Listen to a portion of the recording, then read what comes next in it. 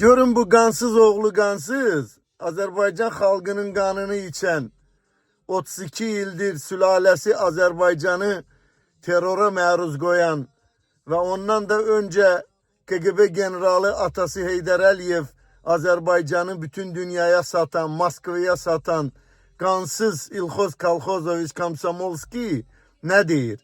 Deyir ki, biz ölkə daxilində qazdan deyir az istifadə etməliyik, qənaət etməliyik ki, xarici ölkələrin bizim qazımıza ehtiyacı var və biz onlara çox qaz sataq.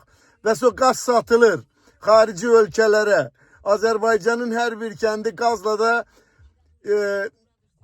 qaz istifadəsinə verilməyib.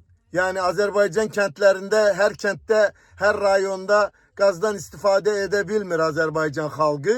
Bu xaricə baha qiymətə, yəni yaxşı qiymətə satılan qaz və o qazdan gələn pullar kimin cibistanına gedir, hə? Azərbaycan xalqı, sizdən soruşuram mən.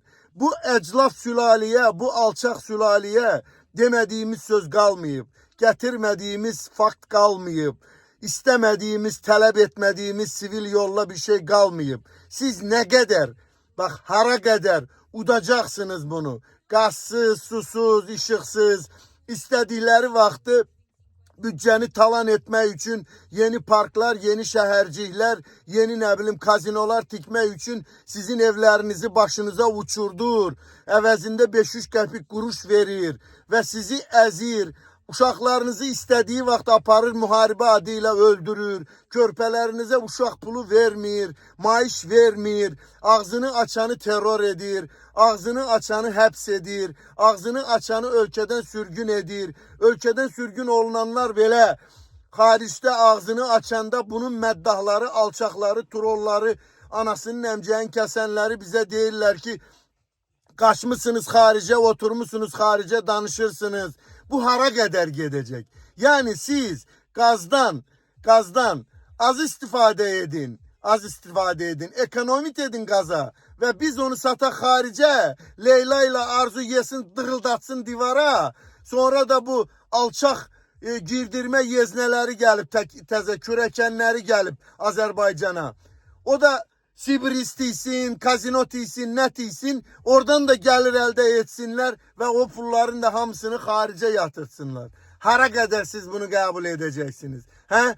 Orduxan demir, Orduxan tay deyəsən çəkilib. Orduxan 15 ildir deyir da, sizin vecinizədir Orduxanın dedikləri. Hə? Siz bundan bir nəticə çıxardırsınız. Ya xaricdə olanlar, güya ki xaricdə olanlar 2 milyon, 3 milyon Azərbaycanlı qaçıb acından 5-3 manat qazanmaq üçün yalandan mən qaşqın deyiləm, maşqın deyiləm. Nə cür gəlmisən fərqi yoxdur. Qarnının dərdindən gəlmisən də sən Avropaya. Amma soxub içinə oturmuşsan yerində hələ bir danışanlara da deyirsiniz ki, oturub xaricdə danışır da. Qeyrətsizlər, namussuzlar. Bax, məndən bu qədər.